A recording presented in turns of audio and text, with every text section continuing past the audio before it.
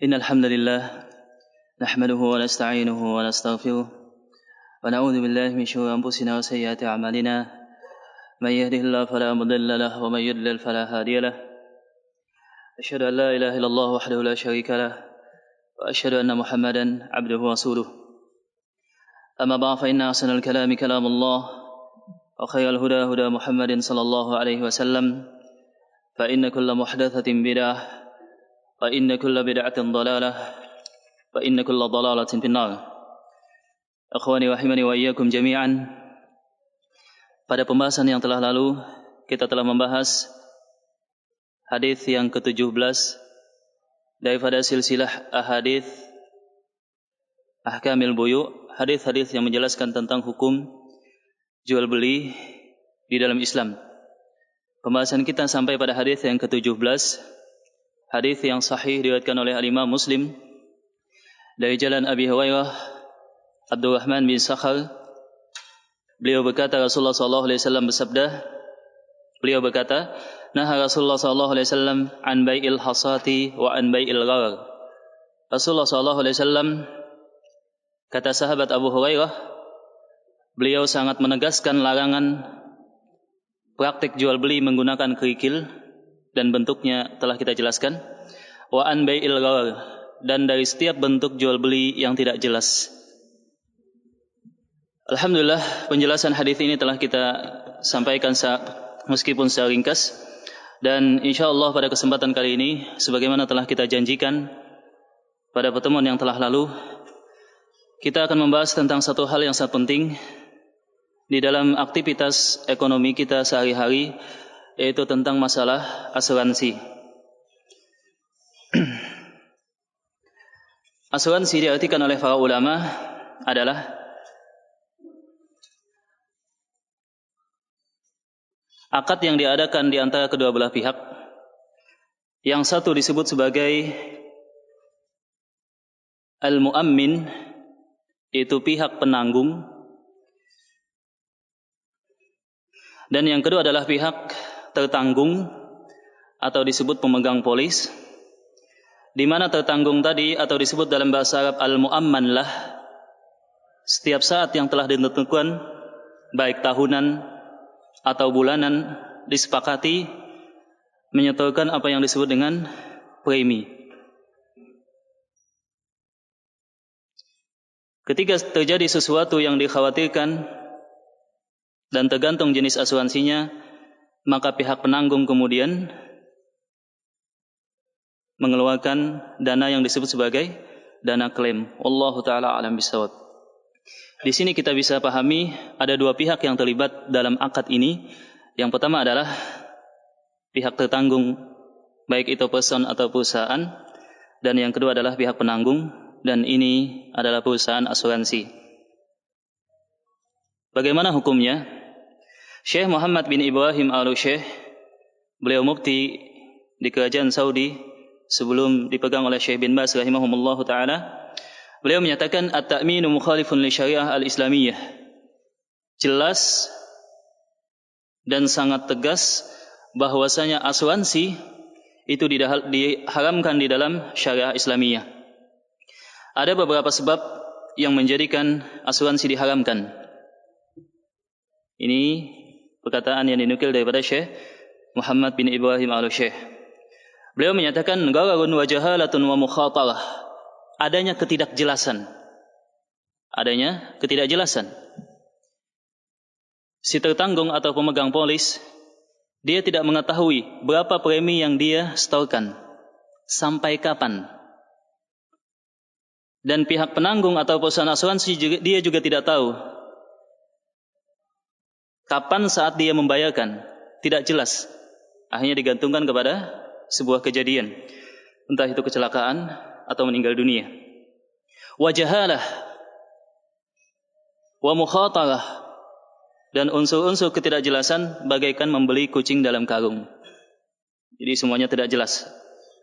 Untung-untungan, spekulasi yang sangat kental.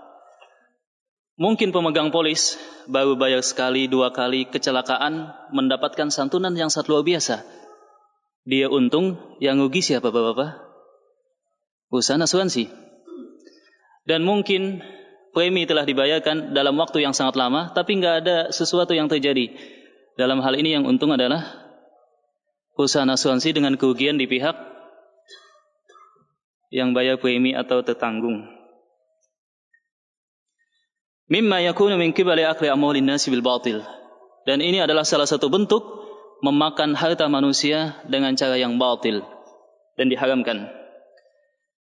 Sebab yang kedua, kata beliau adalah yushbihul maisir li'annahu yustaljamul muqamarah. Akad asuransi itu pada hakikatnya adalah judi. Pada hakikatnya adalah judi.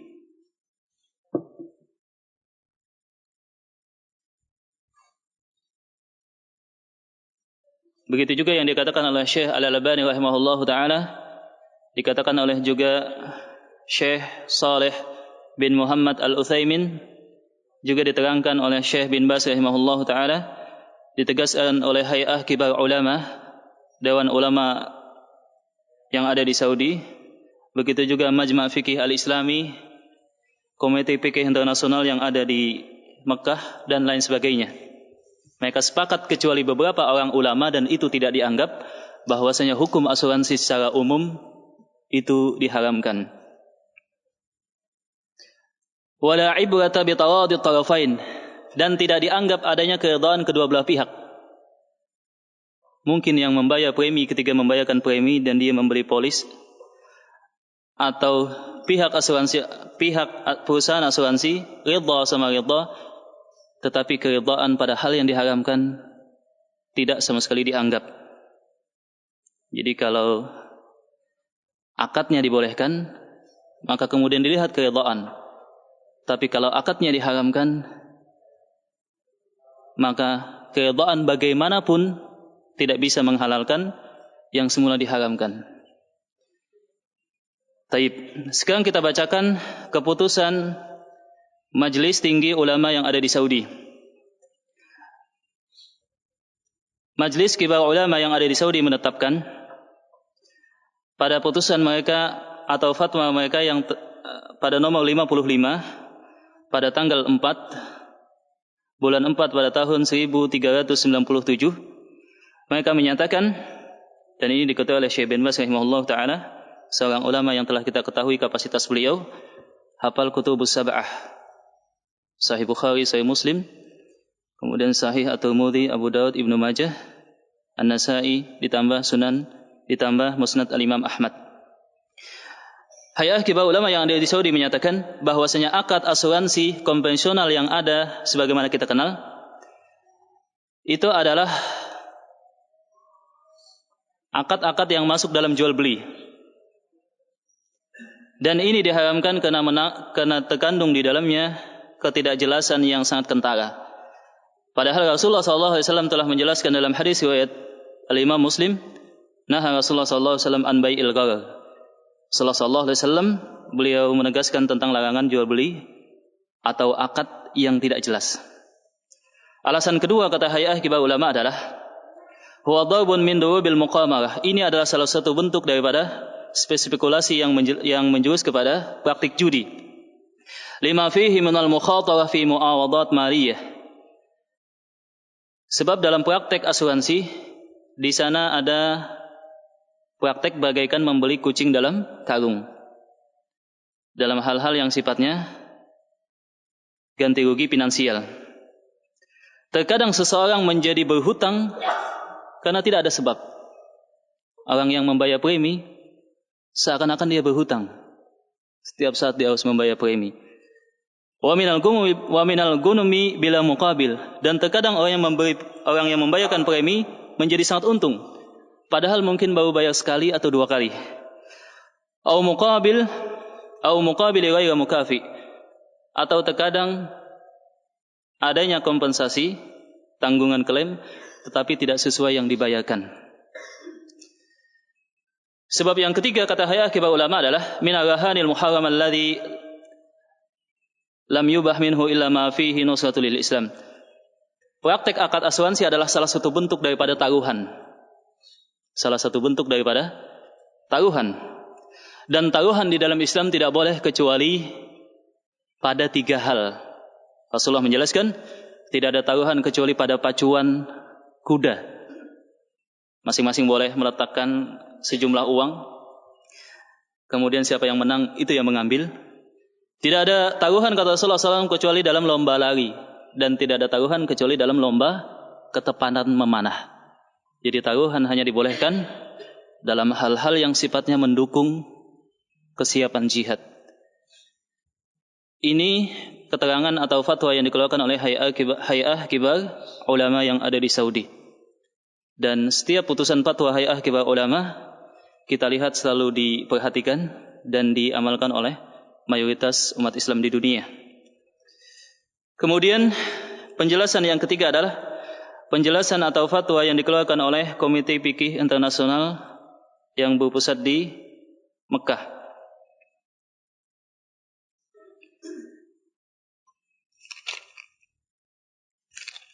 Komite Fikih Internasional yang ada di Mekah, berpusat di Mekah, pada majelis bahasan yang dibahas di kota Riyadh, ibu kota Saudi, tertanggal pada tanggal 4 bulan 4 1397 Hijriah, menjelaskan bahwasanya secara umum segala jenis asuransi itu diharamkan.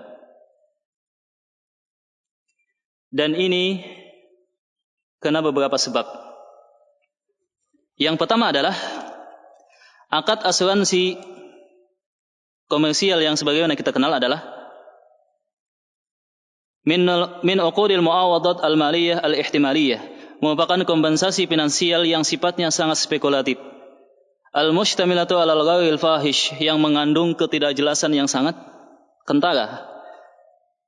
Sebab orang yang memegang polis ketika membayarkan premi, dia tidak tahu berapa premi yang dia bayarkan, sampai kapan, berapa yang dia dapatkan. Mungkin dia baru membayar 1 kali premi atau 2 kali, terjadi kecelakaan atau dia meninggal, maka dia mendapatkan tanggungan. Atau terkadang pada kasus yang lain, dan ini juga banyak, premi telah dibayarkan dalam jangka waktu yang lama, sama sekali tidak ada kecelakaan, tidak ada tabrakan, tidak ada kebakaran rumah, dia sehat-sehat saja, maka uang yang untung adalah perusahaan asuransi.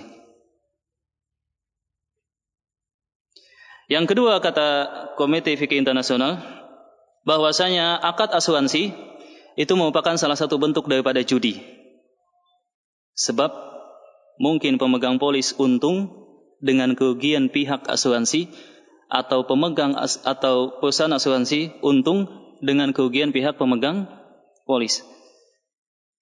Dan ini jelas Allah Subhanahu wa taala larang. Ya ayyuhalladzina amanu innamal khamru wal maisir wal ansabu wal azlamu rijsun min amali syaitani fajtanibuh. Wahai orang yang beriman, sesungguhnya khamar, judi, mengundi nasib itu adalah najis dan merupakan perbuatan syaitan, maka jauhilah. Alasan yang ketiga, kata Hay'ah Kibar Ulama, adalah akad asuransi komersial yang kita kenal mengandung riba fadl dan riba nasi'ah. Kita sudah membahas riba fadl dan riba nasi'ah. Apa yang disebut dengan riba fadl? Bapak-bapak sedikit kita ulang.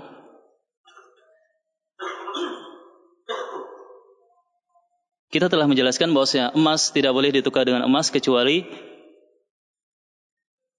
apa? Cash, langsung, tangan dengan tangan, dan sama. Nah, dalam asuransi konvensional komersial yang kita kenal adalah si tertanggung atau pemegang polis ketika membayarkan premi, kita analisa, apakah dia sedang menabung? Tentu bukan. Bukan, Pak ya? Sebab ketika bayar premi, otomatis duit premi tadi menjadi hak milik siapa statusnya waktu itu? Pihak perusahaan asuransi. Ataukah itu juga titipan? Bukan. Kepemilikan telah keluar daripada pihak yang membayarkan premi. Atau apakah itu bagi hasil? Ternyata tidak. Sama sekali tidak ada perputaran mudharabah sebagaimana yang kita kenal. Maka ini adalah tukaran uang dengan uang. Semestinya cash, kemudian sama nilainya. Nah, ketika terjadi sesuatu kecelakaan, tergantung jenis asuransinya, apakah asuransi kecelakaan, kebakaran, atau kesehatan, atau jiwa, terjadi sesuatu sebagaimana yang diterangkan dalam klausul klaim, maka sebetulnya ketika dibayarkan sama sebagaimana bayaran premi, itu adalah riba nasi'ah. Uang dengan uang, tetapi tidak pada waktu yang sama. Jikalau dibayarkan pada waktu yang lain dengan tambahan, dan ini kebanyakan perusahaan asuransi ketika membayarkan klaim itu biasanya angkanya jauh lebih besar, dan kebanyakan itu sangat fantastis, sampai-sampai sangat menggiurkan. Ada sebagian orang ketika naik mobil itu, wah saya kan sudah asuransi, kemudian dia nyetir mobil Bapak? Tidak hati-hati lagi, tabrak sedikit klaim, dapat rezeki kata dia. Alhamdulillah kata dia. Maka kita katakan hal seperti ini tidak boleh. Jadi riba nasi'ah dan riba fadl. Adapun alasan yang keempat adalah hal ini adalah merupakan taruhan yang tidak boleh. Masing-masing pemegang polis kemudian menyetorkan uangnya bagaikan bentuk perjudian. Terjadi tabrakan atau meninggal atau dia sakit bagaikan penjudi yang menang dalam perjudian. Wallahu ta'ala a'lam bishawab.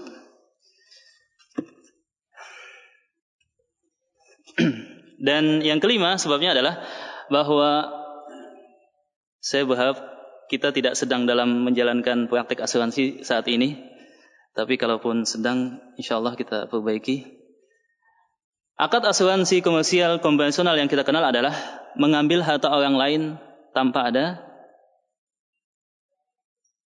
ada kompensasi apapun, atau mengambil tanpa ada kompensasi yang seimbang. Dan ini sebetulnya adalah akad jual beli. Jadi kalau kita mau tegaskan, ketika pemegang polis menyerahkan uang premi, itu adalah jual beli, atau itu adalah judi, dan ini diharamkan. Yang keenam, sebetulnya perusahaan asuransi diwajibkan atas hal yang sebetulnya tidak wajib atas dia. Dalam klausul kesepakatan di sana tertulis, pemegang polis menyerahkan premi pada saat-saat yang ditentukan. Kalau terjadi kecelakaan, maka yang menanggung adalah perusahaan asuransi. Apakah yang menyebabkan kecelakaan perusahaan asuransi? Pertanyaannya, tentu tidak. Jadi hanya ada uang, kemudian jaminan, ada kejadian, dibayarkan. Iya. Tetapi ada juga sebagian para ulama, dan ini sedikit, ada 2-3 ulama, dan ini tidak dianggap di tengah banyaknya atau bahkan hampir keseluruhan ulama yang mapan dalam keilmuannya. Sebagian ulama, sebagian kecil ulama berpendapat bahwasanya asuransi dibolehkan. Mereka berdalil dengan dalil yang sebetulnya tidak tepat. Yang pertama, mereka berdalil bahwasanya bukankah asuransi itu adalah maslahat. Pihak perusahaan asuransi mendapat maslahat keuntungan kalau tidak ada kejadian, dan kalau ada kejadian maka yang mendapat maslahat adalah yang bayar premi atau tertanggung. Kita katakan maslahat di dalam Islam ada 3 jenis. Yang pertama, maslahat yang Islam telah mengakuinya bahwasanya itu adalah hujjah, boleh. Maslahat selama tidak ada dalil yang mengharamkan. Ini patokannya. Maslahat jenis kedua adalah maslahat yang tidak ada kejelasannya, tidak ada dalilnya dalam syariat, boleh atau tidak. Maka ini disebut dengan maslahat mursalah. Disebut dengan maslahat mursalah.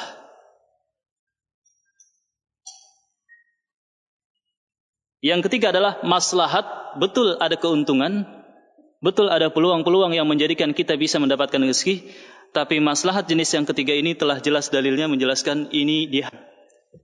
Dan maslahat yang dikatakan dalam asuransi konvensional komersial yang sebagaimana itu masuk pada maslahat jenis yang ketiga. Telah jelas dalil-dalil yang jelaskan, judi diharamkan, spesifik sangat kentara diharamkan, dan lain sebagainya. Alasan yang kedua, sebagian ulama kan asuransi, sebagian kecil, segelintir saya katakan, mereka menyatakan bahwasanya bukankah hukum asal dalam setiap keuangan, dalam setiap interaksi yang satu dengan yang lain itu boleh. Kita tahu dalam muamalah hukum asalnya adalah semuanya boleh sampai ada dalil yang sahih, jelas, tegas menjelaskan keharamannya. Maka keluar daripada hukum asalnya. Mereka katakan, bukankah asuransi nggak ada zaman dulu? Dan kita katakan memang betul, zaman dulu tidak ada yang namanya asuransi, dan ini baru muncul sekitar 2 abad.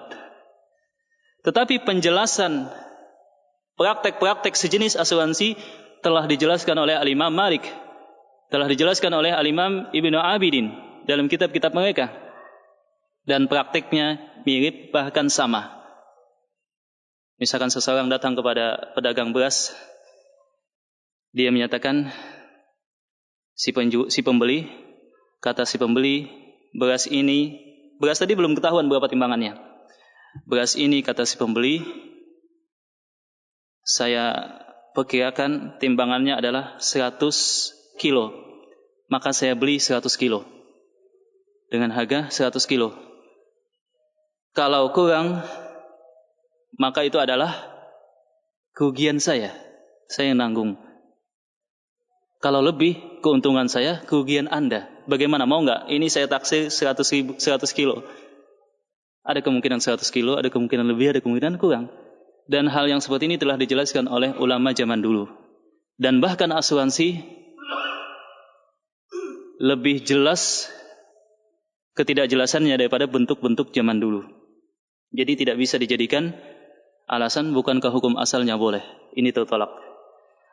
Alasan yang selanjutnya orang membolehkan asuransi adalah ad-daruratu tubihul mahdzurat. Kondisi-kondisi darurat membolehkan hal-hal yang diharamkan. Kita katakan, apakah ada hal yang sifatnya betul-betul darurat dalam sudut pandang Islam sehingga betul-betul dikatakan darurat sehingga membolehkan hal yang diharamkan. Seseorang ketika masuk pada akad transaksi komersial konvensional yang kita kenal, apakah dia merasa betul-betul sangat terjepit? Jawabannya apa Bapak ya? Kalau enggak dia masuk, maka yakin dan tidak ada kemungkinan lain kecuali begini. Semuanya hanyalah asumsi, kekhawatiran, dan ini terlalu dibesar-besarkan. Dan daruratu bihul mahdzurat tidak bisa juga dijadikan sebagai dalil pembolehan asuransi. Panjang juga nih ya, gimana ya? Ya, yang keempat, segelintir ulama membolehkan asuransi dengan menyatakan, bukankah asuransi salah satu bentuk daripada mudharabah? Si tertanggung menyerahkan premi, kemudian ketika ada kejadian, pihak penanggung perusahaan asuransi menyerahkan keuntungan, yaitu klaim. Kata mereka, analoginya kepada mudharabah. Kita katakan, dalam mudharabah kasusnya beda.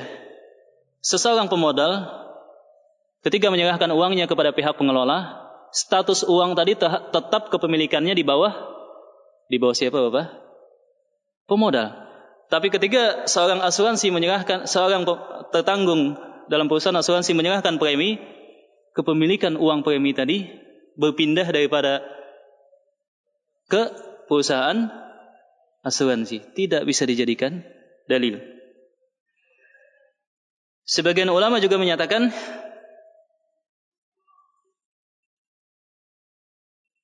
bukankah di dalam Islam boleh menanggung kerugian?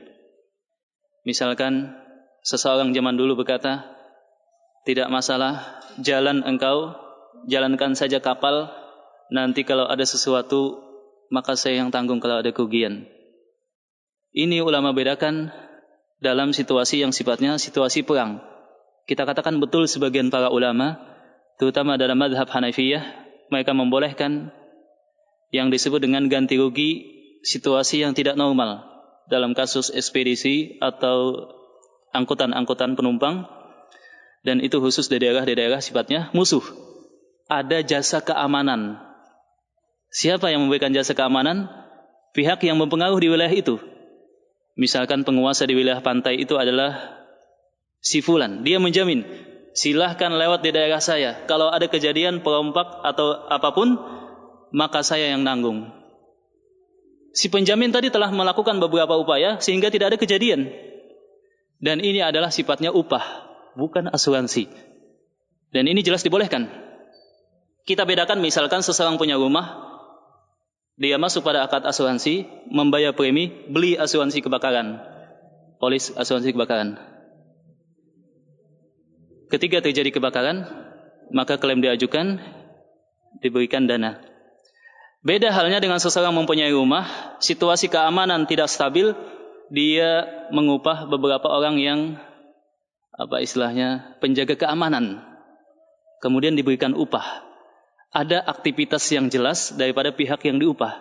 Adapun asuransi hanya duduk-duduk, ada kejadian, wah pusing kepala, bayar lagi, kan begitu ya, duduk lagi, terima premi, nggak ada kejadian, alhamdulillah, kan begitu. Nggak ada upaya-upaya untuk meminimalisir kejadian, dan itu memang bukan tanggung jawab daripada perusahaan asuransi. Wallahu taala alam bisawab.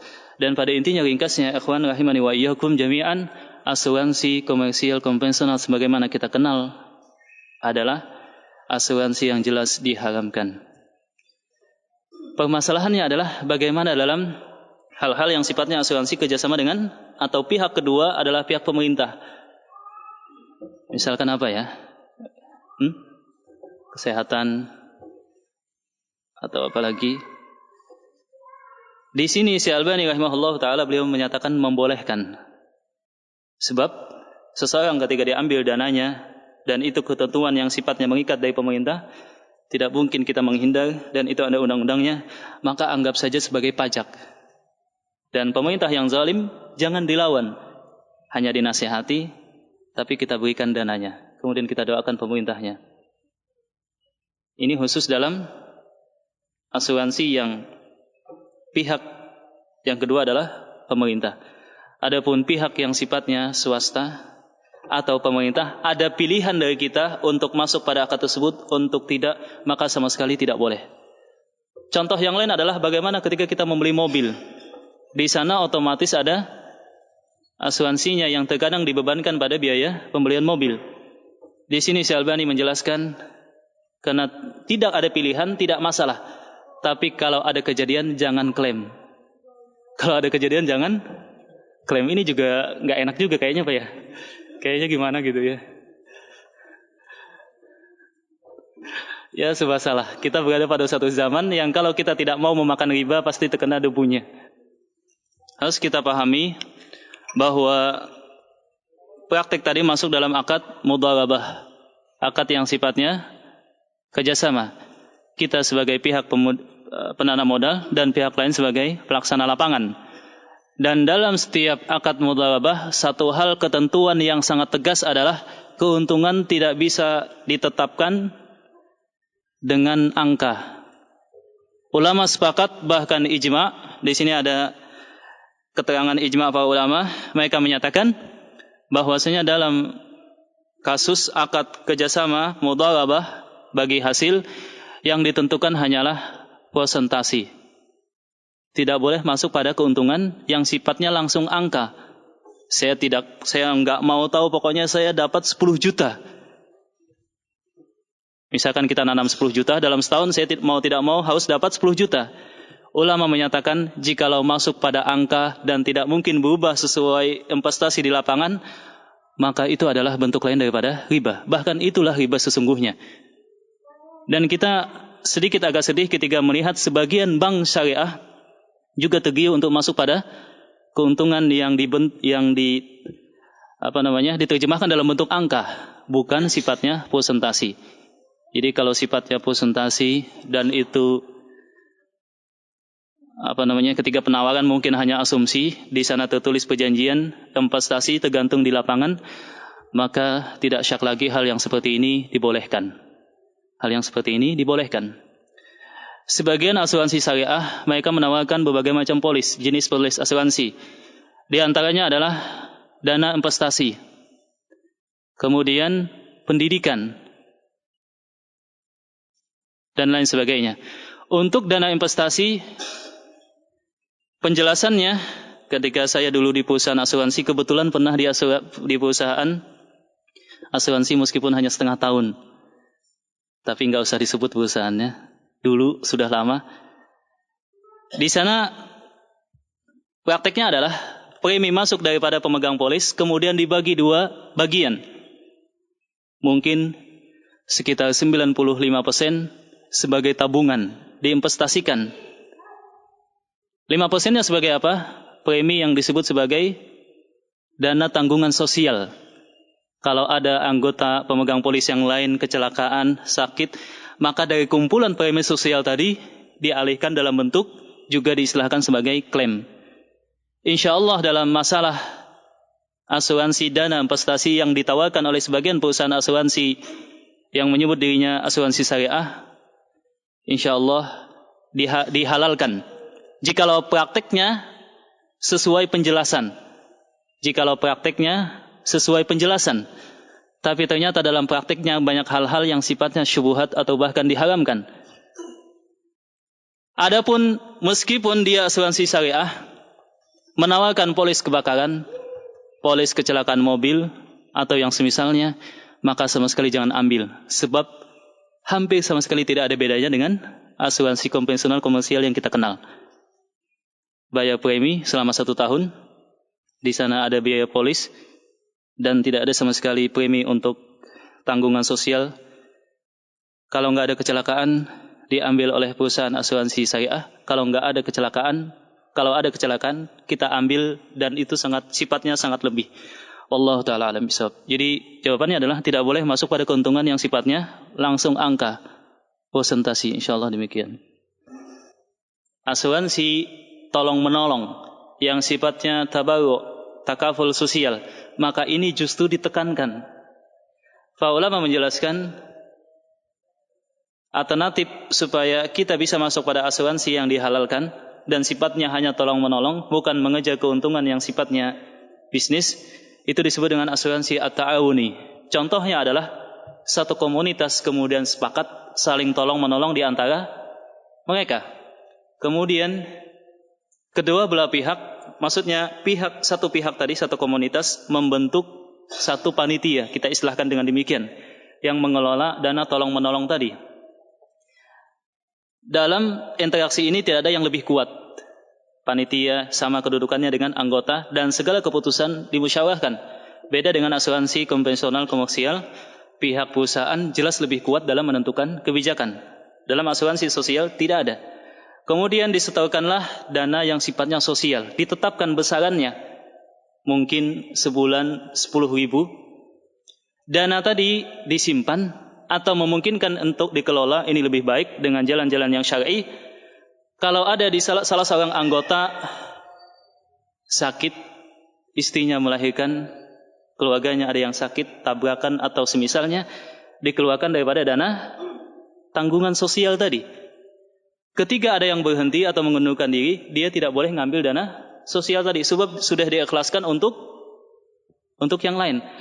Kalau salah satu anggota kemudian mengalami kecelakaan atau sakit sebagainya, dia mengambil dana yang telah dia infakkan, plus dana-dana infak daripada anggota yang lain.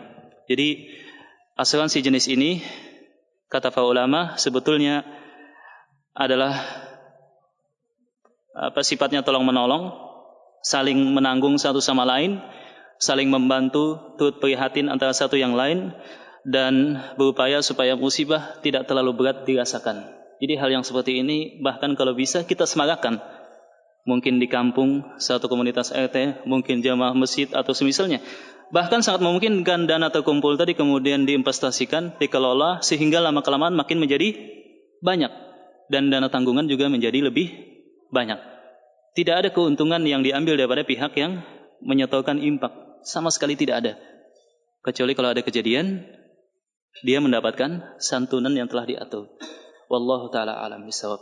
Pengelolanya dengan kesepakatan semua pihak tadi berhak mendapatkan biaya pengelolaan. Wallahu ta'ala alam bisawab. Mungkin sampai di sini Pak ya. Terima kasih. Dan semoga bisa memberikan pahaman pada kita. Dan semoga majelis kita dinilai di sisi Allah Subhanahu wa taala sebagai pahala. Subhanakallahumma wa bihamdika asyhadu an la ilaha illa anta astaghfiruka wa atubu ilaik. Wa akhiru da'wana alhamdulillahi rabbil alamin. Assalamualaikum warahmatullahi wabarakatuh.